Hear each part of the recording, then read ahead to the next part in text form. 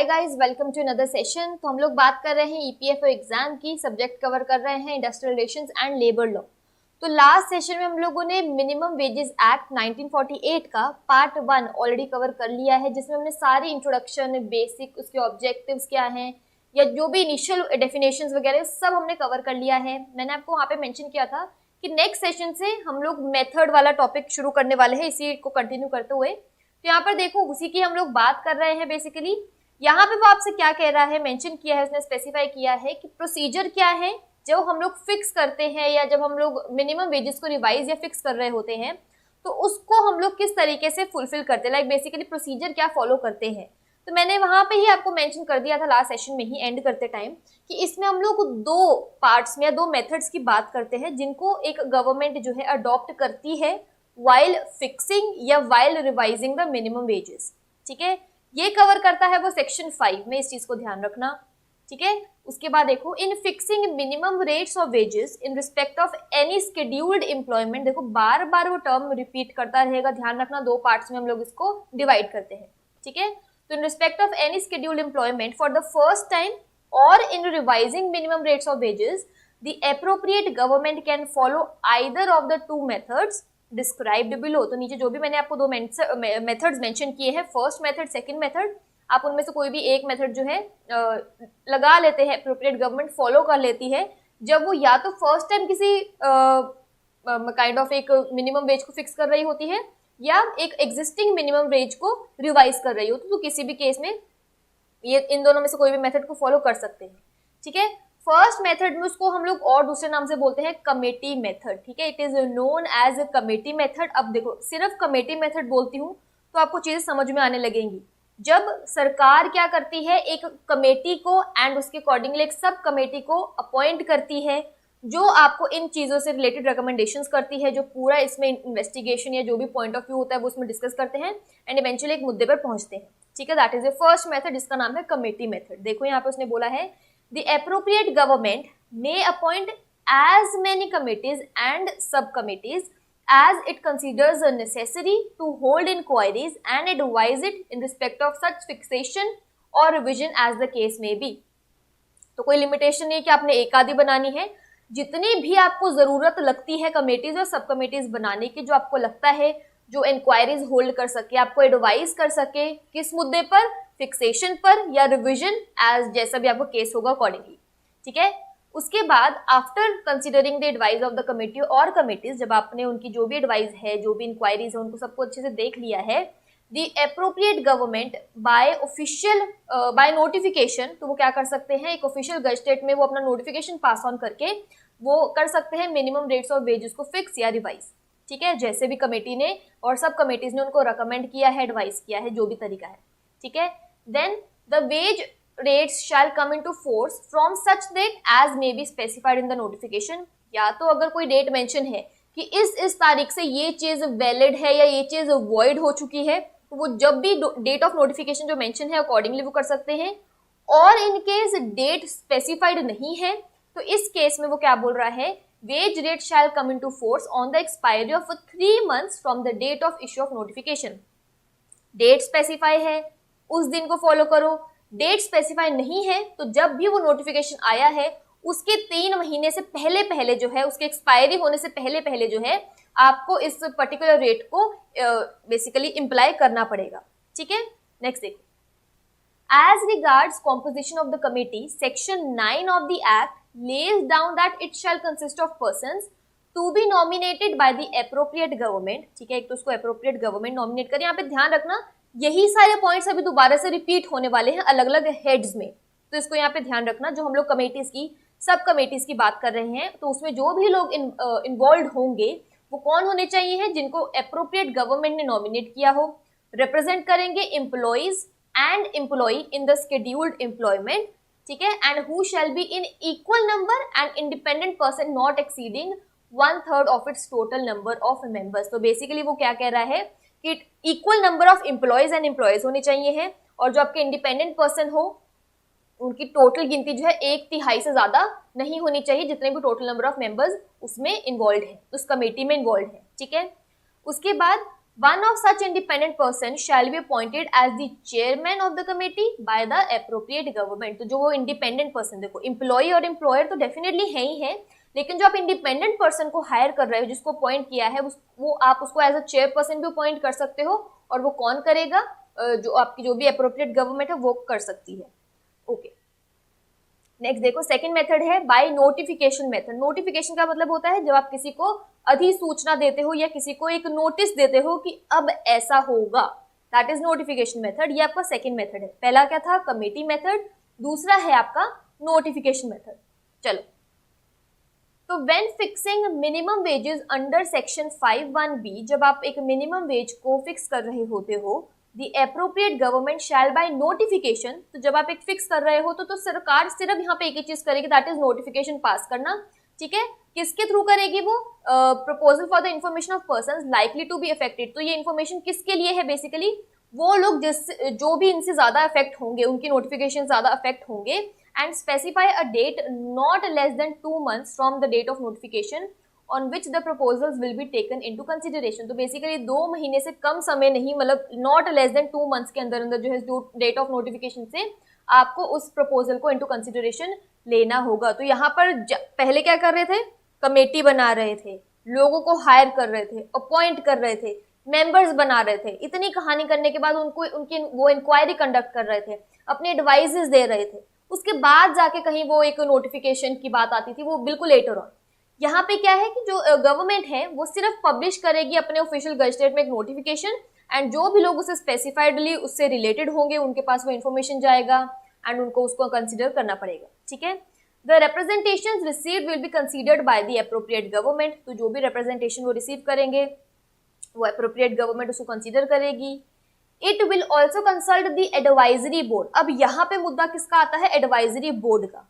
ठीक है, तो बेसिकली काइंड ऑफ जैसे कमेटी, सब कमेटीज तो बिल्कुल अलग चीज हो गई. यहाँ पे इस केस में वो एडवाइजरी बोर्ड्स को जो है कंस्टिट्यूट करेंगे under section 7 and thereafter fix or revise the minimum rates of wages by notification.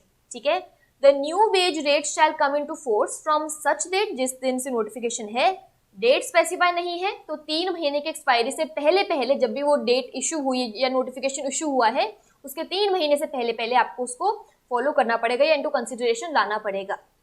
Minimum wage rates can be revised with retrospective effect. Retrospective का मतलब क्या होता है ना, दिस इज इंपॉर्टेंट. रेट्रोस्पेक्टिव क्या होता है? बेसिकली रेट्रो का मतलब क्या होता है? जब हम अपने नॉर्मल बॉलीवुड थीम्स की बात करते हैं उसमें रेट्रो मतलब पुरानी चीजें. तो रेट्रोस्पेक्टिव, इस चीज से अब ध्यान रखना, आप को कभी नहीं भूलेगा. रेट्रोस्पेक्टिव का मतलब होता है जब हम आज का टाइम देखते हुए पिछली बातों को, वी लुक बिहाइंड, और पिछली बातों को हम लोग रिकॉल करते हैं, दैट इज रेट्रोस्पेक्टिव. ठीक है, लुकिंग बैक ऑन और डीलिंग विद पास्ट इवेंट्स और सिचुएशंस. तो आपका जो है रिवाइज होता है विद रेट्रोस्पेक्टिव इफेक्ट.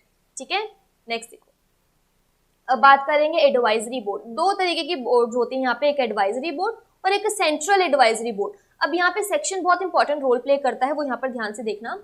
सेक्शन 7 जो है उसने बता दिया है कि आपको जो है नोटिफिकेशन मेथड के हिसाब से एक एडवाइजरी बोर्ड को कॉन्स्टिट्यूट करना पड़ता है. सेक्शन 7 ने बताया है वो, एंड जिसमें वो क्या क्या पॉइंट कवर करेगा एंड जिनको कोऑर्डिनेट करना पड़ेगा, जो भी कमेटीज और सब कमेटीज सेक्शन 5 में आपने बनाई है. इसी सेक्शन में, सेक्शन 5 में आपने जो बनाई है कमेटीज एंड सब कमेटीज, उनके साथ इन कोऑर्डिनेशन आपको काम रखना पड़ेगा. ठीक है, and advising the appropriate government generally in the matter of fixing and revising of minimum rates of wages. ध्यान रखना, जब मैं आपसे बात कर रही हूँ मेथड 1 की, इन दैट केस हम लोग क्या करते हैं? कमेटीज एंड सब कमेटीज बनाते हैं, वो इंक्वायरी होल्ड करते हैं, अपने एडवाइजेस देते हैं एंड सो ऑन, देन पूरा प्रोसीजर फॉलो होता है. ठीक है, लेकिन ऑन कॉन्ट्रेरी टू इट, अगर मैं आपसे बात कर रही हूँ दूसरा वाला method, that is notification method, in that case हम लोग वहां पे क्या करेंगे? नोटिफिकेशन मेथड में सरकार नोटिफाई करती है, वो एक एडवाइजरी बोर्ड बनाती है जिसमें अगेन लोग इन्वॉल्व होंगे. एंड यहाँ पर क्या कह रहे हैं कि एडवाइजरी बोर्ड जो है, जो भी रूल पास करती है, वो किसके साथ इन कोऑर्डिनेशन होना चाहिए है? विद जो भी कमेटीज और सब कमेटीज के लोग होते हैं जो अपॉइंटेड हैं उनके हिसाब से. ठीक है, ओके, नेक्स्ट देखो, आगे वो कह रहा है सेक्शन 9 जो है, जो हमने अभी पॉइंट्स कवर किए हैं कि एडवाइजरी बोर्ड में कौन कौन लोग होंगे. वो लोग होंगे जिनको नॉमिनेट किया है अप्रोप्रिएट गवर्नमेंट ने, रिप्रेजेंट करेंगे एम्प्लॉयज और एम्प्लॉयज को इन द शेड्यूल्ड एम्प्लॉयमेंट. जो इक्वल होने चाहिए हैं इन नंबर, और जो इंडिपेंडेंट पर्सन उसमें इन्वॉल्व होंगे वो टोटल नंबर ऑफ मेंबर्स के 1/3 यानी 1/3 से ज्यादा नहीं होने चाहिए हैं। उसके बाद one of such independent person shall be appointed as a chairman by the appropriate government. क्योंकि देखो सीधी सी बात है, इंडिपेंडेंट पर्सन को मिनिमम वेज रेट क्या होगा उससे कोई लेना देना नहीं होगा, ठीक है। इफेक्ट कौन होंगे? एम्प्लॉयर्स एंड एम्प्लॉयज, क्योंकि एम्प्लॉयज को उतना मिनिमम पैसा देना पड़ेगा, एम्प्लॉयज को उतना मिनिमम पैसा मिलेगा, ठीक है। तो ये दोनों पार्टीज जो है कहीं ना कहीं डायरेक्टली उससे इफेक्टेड होंगी। इंडिपेंडेंट पर्सन को चेयरमैन रखने से वो कहीं पे भी जो है उसके कहीं पे भी मन में उसके अंदर एक काइंड ऑफ एक पार्शियलिटी नहीं आएगी, क्योंकि उसको दोनों से कोई लेना देना नहीं होगा, ठीक है। ओके, उसके बाद जैसा मैंने आपसे कहा एडवाइजरी बोर्ड सेक्शन 7 अपॉइंटमेंट, उसमें किन किन को लोगों को करना है दैट इज सेक्शन 9। लेकिन 7 के बाद 8 मिस आउट हुआ है, that is central advisory board, जो यहाँ पे ये बोलता है कि बेसिकली उन लोगों को ये हायर करता है सेक्शन 8 में, प्रोवाइड्स दैट जो सेंट्रल गवर्नमेंट है वो एक सेंट्रल एडवाइजरी बोर्ड जो है अपॉइंट करे, इसलिए for the purpose of advising the central government and the state government in the matters of fixation and minimum revision of minimum rates of wages, ठीक है। Basically ये भी काम किसके करेंगे, किसके कोऑर्डिनेशन में करेंगे? एडवाइजरी बोर्ड के साथ, ठीक है। तो काइंड ऑफ एक हायरार्की बनी हुई है, central advisory board and your committees and सब कमिटीज, ठीक है। तो बेसिकली जो आपका सेंट्रल एडवाइजरी बोर्ड है वो एडवाइजरी बोर्ड के साथ मिलकर काम करेगा, एंड आपकी जो एडवाइजरी बोर्ड है वो आगे कमिटीज और सब कमिटीज के साथ मिलकर काम करेगी, ठीक है। ओके, देन अगेन इसमें भी नंबर ऑफ लोगों का इन्वॉल्वमेंट वैसा ही रहेगा, आपका एम्प्लॉयर्स एंड एम्प्लॉयज का टोटल नंबर जो होगा वो इक्वल, एंड जो इसमें इंडिपेंडेंट मेंबर्स होंगे उनका टोटल कितना होना चाहिए है, जितने भी नंबर ऑफ मेंबर्स है उसकी 1/3 से ज्यादा या 1/3 ज्यादा नहीं होना चाहिए, ठीक है। वही सेम चीजें हैं, एंड जो भी इंडिपेंडेंट पर्सन होंगे उनमें से एक को आपको चेयरमैन के तौर पर अपॉइंट करना है, और वो कौन करेगा?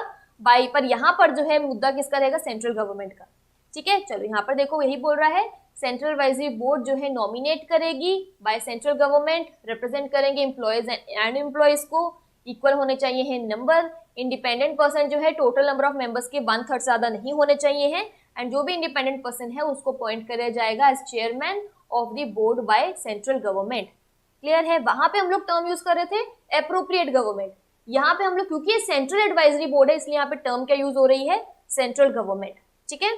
चलो अगला देखो, नेक्स्ट वो आपसे अब छोटे छोटे टॉपिक्स हम लोग कवर करेंगे इसमें। जैसे पहला टॉपिक है minimum wage whether to be paid in cash और काइंड। तो बेसिकली वो कह रहा है कि आपको पैसा जो है, जो भी आपका वेज बनता है, मिनिमम वेज है, वो आपके नकद में देना है कि काइंड मतलब पैसों के अलावा किसी और फॉर्म में आपको देना है। तो ये जो सेक्शन 11 है इसी से डील करता है, वो आपसे ये कहता है that minimum wages payable under the act shall be paid in cash. देखो सीधी सी बात है, पहले हुआ करता था बार्टर सिस्टम, ठीक है ना, कि आपको अगर कोई चीज खरीदनी है तो आप उसके बदले में कोई चीज ही दिया करते थे, दैट वाज इन काइंड। लेकिन अब क्या है, अगर आपको कोई चीज खरीदनी है तो आप उसके बदले में दुकानदार को कोई आगे से सामान नहीं देते हो, आपको उसको पैसा ही देना पड़ता है। तो इसीलिए सेक्शन 11 जो है इस एक्ट का वो यही कहता है कि जो आप मिनिमम वेजेस जो आप पे करोगे वो कैश में होना चाहिए, ठीक है। But where it has been the custom to pay wages wholly और पार्टली इन काइंड, अगर वहां कहीं का ऐसा कोई रूल है जहाँ पे कोई कस्टम है जहाँ पे आपको वेजेस जो है होली या पार्टली काइंड में देने हैं, appropriate government on being satisfied may approve and authorise such payments. लेकिन अगर कोई ऐसी जगह है जहां पे कस्टम है कि आप जो वेजेस है वो या तो काइंड में पे करो होली या पार्टली, तो in that case appropriate government अगर वो सेटिस्फाइड होती है तो इस तरीके के पेमेंट्स को अप्रूव या ऑथराइज कर सकती है। दैट इज कर सकती है वाला पॉइंट है कि गवर्नमेंट के पास जो एप्रोप्रिएट गवर्नमेंट जो है उसके पास ये पावर है, ठीक है।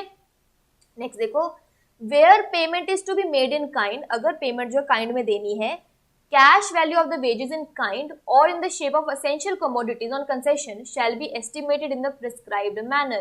तो आपको एक्चुअली में उसको कितना पैसा देना था, उसके बदले में आप उसको काइंड में क्या दे रहे हो, तो उसको भी प्रॉपर आपको एक प्रिस्क्राइब्ड मैनर से एस्टिमेट करना होगा। ये नहीं कि चीज आपको उसको पैसा देना था 10,000 रुपए, लेकिन आप उसको काइंड में देने में जो चीजें दे रहे हो वो हार्डली 5,000 रुपए की है, तो उसकी 5,000 की मेहनत तो वेस्ट जाएगी ना। तो आप जो भी उसकी कमोडिटी उसको बदले में काइंड में दे रहे हो कैश के बदले में, तो आपको उसको भी जो एस्टिमेट करना होगा इन प्रिस्क्राइब्ड मैनर, ठीक है।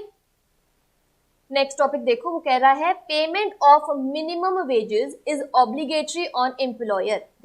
एक्ट का नाम क्या है? Minimum wages act. कि आपको एक न्यूनतम मजदूरी जो है देनी ही होगी।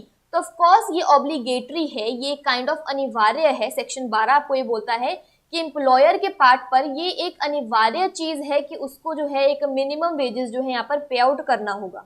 ठीक है, अगर जो आपका एम्प्लॉयर है एक मिनिमम रेट ऑफ वेजेस जो नोटिफाई किया गया है बाय द एप्रोप्रिएट गवर्नमेंट, अगर वो उससे लेस पेमेंट कर रहा है तो ये एक ऑफेंस माना जाता है, ये एक अपराध माना जाता है। ठीक है, सेक्शन 12 जो है वो कह रहा है कि क्लियरली पॉइंट्स को ले डाउन करता है कि एम्प्लॉयर जो है shall pay to every employee engaged in a scheduled employment under him such wages, वो वाली वेजेस उसको देनी है at a rate not less than the minimum rate of wages fixed by the appropriate government under section 5। तो section 5 के under जो भी एक मिनिमम वेज रेट आपने डिसाइड किया है, कोई भी मेथड को देख के आपने जैसा भी फिक्सेशन किया है, रिवाइज किया है, यहाँ पे वो कह रहा है कि सेक्शन 12 जो है क्लियरली बोलता है कि एम्प्लॉयर जो है उस एम्प्लॉय को, जो कोई भी शेड्यूल एम्प्लॉयमेंट में कोई भी एम्प्लॉय है, उसको उस मिनिमम वेज रेट से कम पैसा नहीं दे सकता है। ठीक है, ऑल्सो यहाँ पर उसने स्पेसिफाई किया था for that class of employment without deduction except as may be authorised within such time and subject to such conditions. Also जैसे हमने बात की थी पिछले उसमें डिडक्शंस एंड फाइन्स की, तो आप कोई भी अननेसेसरी डिडक्शन नहीं कर सकते हो, अननेसेसरी फाइन नहीं ला सकते हो अनलेस वो एक ऑथराइज्ड डिडक्शन हो with in such time zone हो। ठीक है, ये नहीं हो कि पिछले कोई 2 महीने पहले का आपको डिडक्शन था, आपने वो अब लगाना शुरू कर दिया है, उस टाइम नहीं लगाया है किसी भी रीजन से, एक्स वाई रीजन से, अब लगाना शुरू करो। तो जिस भी टाइम का कोई डिडक्शन है, जिस भी टाइम की कोई ऑथराइज्ड कोई चीज थी, आप उसको उसी पर्टिकुलर टाइम जोन में ही लगाएंगे। ठीक है, नेक्स्ट देखो, fixing hours for a normal working day. Section 13 बोलता है कि देखो ऐसा भी नहीं होना चाहिए है कि मैं काम उसको कराऊं 5 घंटे का, लेकिन मिनिमम वेज रेट जो है वो इस हिसाब से कि उसको 7 घंटे के हिसाब से मैं पैसे दे दूं, तो ये भी नहीं होना चाहिए है। तो उसने यही यहाँ पे बोला है fixing of a minimum rate of wages without reference to working hours may not achieve the purpose of which wages are fix. तो ठीक है, यहाँ पे वो कह रहा है कि डायरेक्टली रिलेशन हो यहाँ पर कि जो भी मिनिमम रेट ऑफ वेजेस आप फिक्स कर रहे हो वो बिल्कुल उसी हिसाब से होना चाहिए जितना आपने उसको वर्किंग आवर्स जो है उसने काम किया है उसी के हिसाब से होना चाहिए। किसी के लेवल पे देखो, ये नहीं कि एम्प्लॉयर का एक हमने स्टेटमेंट पढ़ी थी इसी में ही कि हमें नहीं देखना है मिनिमम वेज रेट, ये नहीं देखता है कि आपका एम्प्लॉयर उसको पे आउट कर सकता है कि नहीं, मिनिमम वेज है तो आपको देना ही पड़ेगा। बट ऑफ कोर्स ये भी देखना एक इम्पॉर्टेंट इक्वल पार्ट है कि आपने जितना कितने टाइम उससे काम करवाया है, दैट इज इक्वली इंपॉर्टेंट। तो वो दोनों चीजें आपस में डायरेक्टली रिलेटेड है। Thus, by virtue of section 13, the appropriate government may fix the number of work which shall constitute a normal working day, inclusive one or more specified intervals. ठीक है, तो एक नॉर्मल वर्किंग डे में वो क्या बोल रहा है कि सरकार एप्रोप्रिएट गवर्नमेंट जो है फिक्स कर सकती है नंबर ऑफ वर्क कि आप कितना टाइम जो है काम करोगे एक नॉर्मल वर्किंग डे में, और उसमें वर्किंग डे में ही इंक्लूड करेगी अगर आपके 1 या 2 कोई छोटे छोटे उसमें आप ब्रेक ले रहे हो, इंटरवल्स ले रहे हो। ठीक है, जैसे नॉर्मली हमारी लंच ब्रेक होती है तो ये हमारे वर्किंग आवर्स में इंक्लूडेड होती है। ठीक है, हम कभी ये नहीं बोलते जी हमारा वर्किंग आवर्स जो है 10 से 5 है लेकिन बीच में हम लोग 1 बजे लंच करते हैं, तो वो 1 बजे का lunch is also included in your normal working day. ठीक है, उसके बाद provide for a day of rest in every period of 7 days. तो कम से कम एक दिन का, देखो यूजुअली संडेज का ऑफ तो सबको ही मिलता है। ठीक है, तो संडे का ऑफ जो है उसको भी हम लोग एक नॉर्मल वर्किंग डे में गिनती करते हैं। ये नहीं कि संडे की छुट्टी है तो आप उस छुट्टी के पैसे काटने लग जाते हो, वो हम एक नॉर्मल वर्किंग डे में इंक्लूड करते हैं। ठीक है, यही वो आपसे बोल रहा है कि provide for a day of rest in every period of 7 days which shall be allowed to all employees or to any specified class of employees and for the payment of remuneration in respect of such day of rest। और उसके बदले में आप remuneration भी पे करते हो। Next देखो, provide for payment of work on a day of rest at a rate not less than the over time rate. ठीक है, अगर किसी पर्सन ने छुट्टी वाले दिन काम किया है तो आप उसको बेशक नॉर्मल वर्किंग डे के हिसाब से पैसे मत दो, लेकिन जो आप ओवर टाइम का पैसे देते हो उससे कम तो एटलीस्ट उसको पैसे नहीं मिलने चाहिए हैं अगर उसने किसी छुट्टी वाले दिन काम किया है। ठीक है, नेक्स्ट देखो, The above stated provision shall apply to following classes of employees only to such extent and subject to such conditions as may be prescribed। तो नीचे भी उन्होंने कुछ एक्स्ट्रा पॉइंट्स दिए हैं, like employees engaged on urgent work, अगर आप किसी तत्कालीन काम के लिए किसी को हायर किया हुआ है या फिर किसी इमरजेंसी में है, which could not have been foreseen और प्रिवेंटेड, जिसको आप लोग नजरअंदाज नहीं कर सकते हो, जिसको रोका नहीं जा सकता है, इस केस में भी आप उसको पेमेंट करोगे। Employees engage in work in the nature of preparatory और कॉम्प्लीमेंट्री वर्क, विच कॉम्प्लीमेंट्री का मतलब होता है कि आपके जो एक आवश्यक काम चल रहा है उसके साथ में एक और एक्स्ट्रा काम आपको चलाना पड़ रहा है, तो उसके बदले में भी आपको पैसे जो है देने पड़ेंगे, ठीक है, on outside the limits laid down for the general work in the employment concern. तो अगर आप उससे कुछ एक्स्ट्रा काम करवा रहे हो तो अकॉर्डिंगली आपको एक्स्ट्रा पेमेंट करनी पड़ेगी, और अगर आपके मेन काम के साथ कोई कॉम्प्लीमेंट्री काम आप करवा रहे हो तो उसके लिए भी आपको पे करना पड़ेगा, ठीक है। नेक्स्ट देखो, पेमेंट ऑफ ओवर टाइम, अगर आप ओवर टाइम करवा रहे हैं तो उसकी पेमेंट भी करनी पड़ेगी, दैट इज सेक्शन 14। सेक्शन 14 क्या कहता है, provides that when an employee whose minimum rate of wages is fixed under this act by the hours, the day, or by such longer wage period as may be prescribed, works on any day in excess of number of hours constituting a normal working day, the employer shall pay him for every hour or part of an hour so worked in excess at the overtime rate fixed under this act or under any law of the appropriate government for the time being in force, whichever is higher। Basically वो आपसे क्या कह रहा है कि section 14 जो है ये स्पेसिफाई करता है कि अगर किसी एम्प्लॉय का कोई मिनिमम वेज रेट जो है फिक्स किया गया है अंडर द एक्ट, लेकिन किसी पर्टिकुलर डे में उसने काम जो है अपने नॉर्मल वर्किंग डेज से, जो उसका नॉर्मल वर्किंग आवर्स है उससे ज्यादा उसने किया है, तो उसको हर आवर के हिसाब से या किसी भी पार्ट ऑफ आवर के हिसाब से जैसे भी उसकी फिक्सेशन रखी गई है उसको ओवर टाइम मिलना चाहिए है, जो सेक्शन 14 आपसे कहता है, ठीक है। तो अब कौन सी चीज ज्यादा होगी कि आप आवर बेसिस पे करो या पार्ट ऑफ एन आवर पे करो, तो दोनों में से जोन सी भी वैल्यू ज्यादा रहेगी आप वो वाली वैल्यू उसको पे आपको करनी पड़ेगी, ओवर एंड अबव, अगर उसके पास एक मिनिमम रेट फिक्स किया गया है तो, ठीक है। उसके बाद payment for overtime work can be claimed only by employees who are getting a minimum rate of wages under the act and not by those getting better wages. तो basically वो क्या बोल रहा है कि ओवर टाइम सिर्फ उन लोगों को ही मिलना चाहिए है जो क्या क्लेम करते हैं, minimum rate of wages claim करते हैं, या जिनको जो वेजेस मिलते हैं वो मिनिमम रेट के हिसाब से मिलते हैं। ये एक्स्ट्रा पावर या ये एक्स्ट्रा बेनिफिट जो है या ओवर टाइम का पैसा है उन लोगों को नहीं मिलेगा जिनको मिनिमम से बहुत ज्यादा इनकम मिलती है।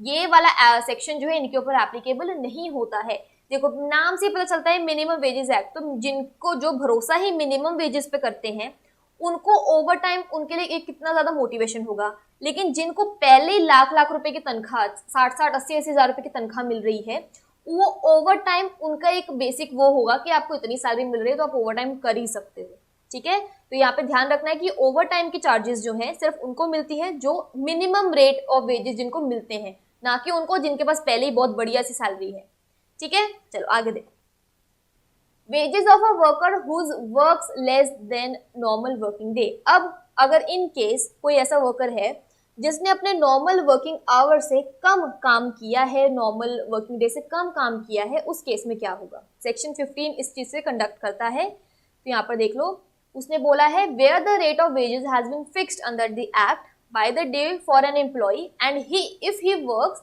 on any day on which he employed for a period less than the requisite number of hours constituting a normal working day, he shall be entitled to receive wages for that day as he if he had worked for a full working day। अब देखो, अब अचानक से सरकार यहाँ पे ऐसे act से पलटी खा जाती है।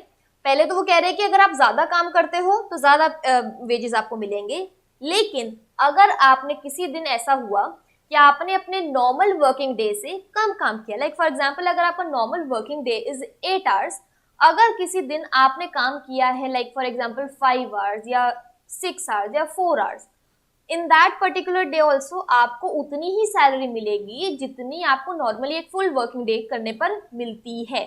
ये पॉइंट उसने यहाँ पर बोला है। अब यहाँ पर उसने कुछ चीजें लेकिन यहाँ एक्स्ट्रा ऐड किया है, provided that he shall not receive wages for full working day if, अब उसने कुछ पॉइंट्स आगे मेंशन कर दिए हैं कि ठीक है अगर उसने 8 घंटे की बजाय 4 घंटे 5 घंटे 6 घंटे काम किया है, फुल वर्किंग डे के पैसे उसको मिलने चाहिए। लेकिन उसने पॉइंट यहाँ पे क्या मेंशन किया है, if his failure to work is caused by his unwillingness to work and not by omission of the employer to provide him with work। तो बेसिकली अगर वो काम जो है इस वजह से नहीं कर रहा है कि उसके पास काम नहीं है, वो काम इसलिए नहीं कर रहा है क्योंकि उसकी मर्जी नहीं है काम करने में, इन दैट केस उसको सैलरी नहीं मिलेगी पूरी की पूरी, ये चीज ध्यान रखना है। दूसरे case, such other cases and circumstances as may be prescribed, जैसा कहीं पे भी मेंशन होगा लाइक कि अपनी मर्जी से नहीं काम कर रहा है या वो जान के चीजों को खराब करने की कोशिश कर रहा है, तो इन चीजों में अगर वो 8 की जगह 9 घंटे भी काम करेगा तो उसके लिए कोई भी उसके लिए एक्स्ट्रा कुछ बेनिफिट उसको नहीं मिलेगा। ठीक है, नेक्स्ट देखो, सबसे इंपॉर्टेंट चीज हर एक्ट में ये तो चीज आपको मिलेगी ही मिलेगी, that is maintenance of registers and records. आपको देखो हर चीज का एक रख रखाव, एक मेंटेनेंस करना बहुत जरूरी है, and registers and record maintain करना इसलिए इंपॉर्टेंट है क्योंकि जैसे हमने बात की थी कि अगर मैं किसी एम्प्लॉयर की टर्मिनेशन कर देती हूँ, जो हमने पेमेंट ऑफ वेजेस में बात की थी कि अगर किसी की टर्मिनेशन हो जाती है तो मुझे उसका रिकॉर्ड कब तक मेंटेन करके रखना पड़ेगा, मुझे उसका रिकॉर्ड जो है, जो भी मैंने लास्ट डेट उसको सैलरी पे की है, लाइक फॉर एग्जांपल अगर मैंने उसको 2017 में पे की थी तो मुझे 2020 तक मतलब 3 साल तक के लिए, जब मैंने उसकी लास्ट एंट्री की है उसके बाद 3 साल तक के लिए मुझे उसके रिकॉर्ड को प्रिजर्व करके रखना पड़ेगा। यहाँ पे वो ये बोल रहा है कि मुझे रजिस्टर्स और रिकॉर्ड्स को मेंटेन करके रखना है और मैं उसमें उसकी सारी चीजें मेंशन करूंगी। So apart from the payment of minimum wages, the employer is required under section 18 to maintain registers and records giving such particulars of employees under his employment. तो जो भी है उसके पर्टिकुलर्स मेंशन करने पड़ेंगे, वो क्या काम करता है, उसको कोई रिसीट दी गई है तो, या जो भी अदर पर्टिकुलर्स प्रिस्क्राइब्ड होते हैं, उसकी सैलरी कितनी है, उसके फाइन डिडक्शन, सारी चीजें हम लोग मेंशन करते हैं। ठीक है, every employer is required also to exhibit notices in the prescribed form containing particulars in the place of work. तो बेसिकली हर तरीके से जितना भी एग्जिबिट नोटिसेस, मतलब जितने भी निर्धारित रूप से विवरणों की जरूरत होती है उनके वर्क पोजीशन पे, हर चीज को आपको वर्क प्लेस में जो है सारे पर्टिकुलर्स को मेंशन करना जरूरी है। नेक्स्ट देखो, he is also required to maintain wage book or wage slips as may be prescribed by the appropriate government, and the entries made therein will have to be authenticated by the employer or his agent in the manner prescribed by the appropriate government। देखो, एक job को छोड़ के मैं दूसरी job में अगर मैं शिफ्ट करती हूँ तो आपको पता है आपको हमेशा जो है अपनी पे स्लिप लगानी पड़ती है, लास्ट 1-2 सालों की जो आपको लगानी पड़ती है, स्लिप्स ऐड करनी पड़ती हैं। तो ये वेज स्लिप्स जो है वो उसने स्पेसिफाई कर दिया है कि ऑथेंटिकेटेड होनी चाहिए, नकली नहीं लगा सकते आप। आपको अपने पुराने एम्प्लॉयर से उसको साइन भी करवा के लाना पड़ता है कि हाँ हम इस कंपनी का एक हिस्सा थे, ये हमारी वेज स्लिप्स हैं जो बिल्कुल ऑथेंटिकेटेड, बिल्कुल ट्रू है जो भी इनमें शब्द लिखे गए हैं। ठीक है, तो यहाँ पर जब यही बोलता है कि इन सेक्शन के थ्रू जो है आपको, यहाँ पर देख लो सेक्शन 18 के थ्रू जो है आपको रजिस्टर्स भी मेंटेन करने हैं, आपको रिकॉर्ड्स भी मेंटेन करने हैं, जिसमें आपका वेज बुक या वेज स्लिप्स भी इंक्लूडेड होता है। ठीक है, नेक्स्ट देखो, नेक्स्ट बोल रहा है आपसे लास्ट टॉपिक जो हम लोग कवर करेंगे इस पर्टिकुलर एक्ट का, दैट इज ऑफेंसेस एंड उसके बाद पेनल्टीज। आपने क्या गलती की है एंड उसके बदले में आपको क्या सजा मिलेगी, वो भी हम लोग इसमें इंक्लूड करते हैं। ऑफ कोर्स सीधी सी चीज है। ठीक है, अब यहाँ पे ऑफेंसेस एंड पेनल्टीज में क्या इंक्लूड करता है, सबसे पहले तो इसका सेक्शन क्या है, सेक्शन 22 है। ठीक है, जो क्या कहता है, provide that any employer who, कौन कौन, who pays to any employee less than the minimum rate of wages fixed for that employee class of work, कि जो भी उस पर्टिकुलर एम्प्लॉय के लिए एक रेट फिक्स किया गया है, अगर वो उसको एम्प्लॉयर जो है उसको उससे कम देता है, या फिर less than the amount due to him under the provisions of this act और कॉन्ट्रावेंस एनी रूल और ऑर्डर मेड अंडर सेक्शन 13। तो अगर दोनों केसेस उसने बता दिए हैं, या तो उसकी जो भी मिनिमम वेज रेट बनती है उसको वो उससे कम पैसे दे रहा है, नंबर 2 जो भी उसकी अमाउंट बनती है, मिनिमम का मतलब नहीं है हर जगह। दूसरी चीज क्या है, अगर वो उसकी जो भी पैसा ड्यू बनता है उसको, वो उससे भी उसको कम दे रहा है, तो दोनों ही केसेस में वो क्या होगा, वो पनिशेबल होगा विद इम्प्रिजनमेंट, जो 6 महीने के अराउंड हो सकती है, एक्सटेंड हो सकती है, और विद फाइन विच में एक्सटेंड टू 500 रुपीज, और विद बोथ, तो दोनों चीजें हो सकती हैं, 6 महीने की सजा एंड या फिर 500 रुपए तक का आपको फाइन लग सकता है, या दोनों चीजें भी। ठीक है, नेक्स्ट देखो, it is further stipulated under section 22A। देखो section 22 deals with offences and penalties, लेकिन इससे एक और एक्सटेंशन करते हुए उन्होंने बोला है under section 22A of the act that any employer who contravenes any provision of this act or of any rule or order made thereunder shall, if no other penalty is provided for such contravention by this act, be punishable with the fine which may extend to 500 rupees. तो basically वो क्या कह रहा है, देखो गलतियां उसने आपको मेनली दोनों बता दी हैं कि वो कम पैसा पे कर रहा है या जो भी अमाउंट ड्यू बनता है वो नहीं पे कर रहा है या उससे कम पे कर रहा है, तो उस केस में 6 महीने की सजा या 500 रुपए का फाइन या दोनों चीजें साथ में, ठीक है। लेकिन वो आगे कह रहा है दिस इज सेक्शन 22, लेकिन इसी का एक्सटेंशन करते हुए वो कह रहा है सेक्शन 22A में वो स्पेसिफाई कर रहा है वो पॉइंट्स को कि अगर इन दोनों पॉइंट्स के अलावा कोई भी और मुद्दा ऐसा हो जाता है जो एक्ट में मेंशन है, जो प्रोविजन है एंड एम्प्लॉयर जो उसको कॉन्ट्रावीन कर रहा है, इन दैट केस और कोई पेनल्टी मेंशन नहीं की गई है, तो इन दैट केस जो पर्सन होगा, एम्प्लॉयर होगा, उसको यहाँ पे पनिशेबल रहेगा वो 500 रुपए या उससे ज्यादा या जैसा भी केस रहेगा उसका, ठीक है। तो यहाँ पर जो है हमारा ये एक्ट खत्म हो गया है, तो रिलेटेड टू वेजेस के भी हमने 2 यहाँ पे एक्ट खत्म कर लिया है। अकॉर्डिंगली आगे जैसे जैसे इंपॉर्टेंट चीजें रहेंगी हम लोग वही कवर करेंगे। यहाँ पर ध्यान रखने ना, ये वाला एक्ट बहुत इंपॉर्टेंट है रिलेटेड टू वेजेस, क्योंकि देखो इवेंचुअली हम लोग काम किस लिए कर रहे हैं, वेजेस के लिए कर रहे हैं, एंड मिनिमम वेज जो है हम सबके लिए एक रिक्वायरमेंट है, ठीक है। ध्यान रखना इंपॉर्टेंट है, इसको एक बार पढ़ लेना अच्छे से, दोनों को रिलेट करके रखोगे तो अच्छे से पढ़ पाओगे। Thank you so much, I will see you in my next session.